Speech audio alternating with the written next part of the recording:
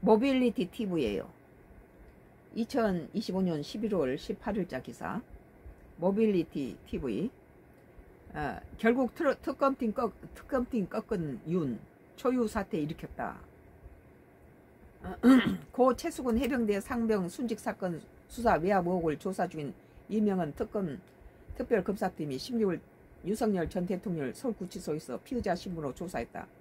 언제나 이렇게 대통령 불러다 놓고 했는데 지금은 자기들이 이제 그 구치소까지 왔네요. 지난 11일에 이어 닷새 만에 진행된 2차 조사다. 윤 전 대통령 변호인단 요청에 따라 특검팀이 직접 구치소를 방문한 것으로 이재명 대통령 정부에서 가동 중인 상계 특검 가운데 구치소로 직접 찾아가 대면 조사를 진행한 사례는 이번이 처음이다.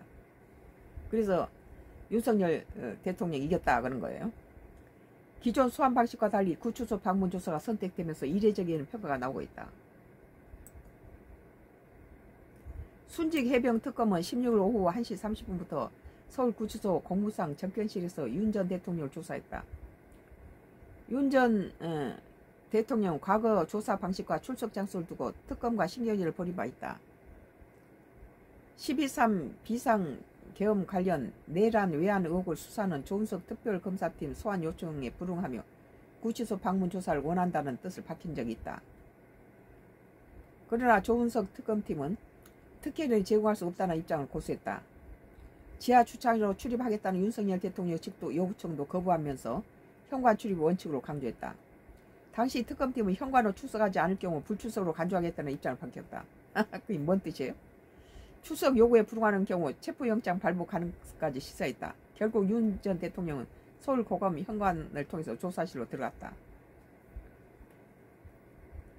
너무했네요. 그러나 이번 순직 해병 특검팀 2차 조사는 수사기관과 변호인단 요청 등을 고려해 구치소 방문 방식을 진행했다. 조사 장소는 미결수 대면 조사에 사용되는 구치소 내 공무상 접견실이었다.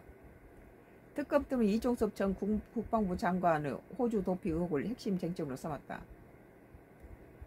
약 60페이지 분량의 질문지가 준비됐으며 도피 의혹을 전담하는 정형승 부장검사가 직접 조사를 맡았다.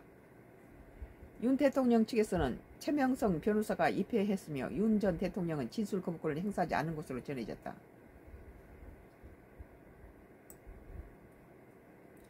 순직 해병 특검은 이번 조사를 사실상 마지막 대면 절차를 보고 이달 안에 윤 전 대통령 직권남용 범인 도피 혐의로 기소할 전망이다.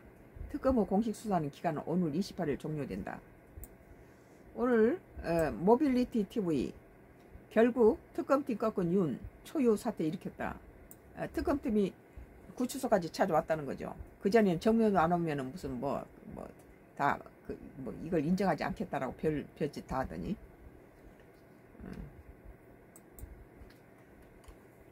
썬가크루스 나의 정치 코멘트는 지금 Y기업 장애장애 하수인들이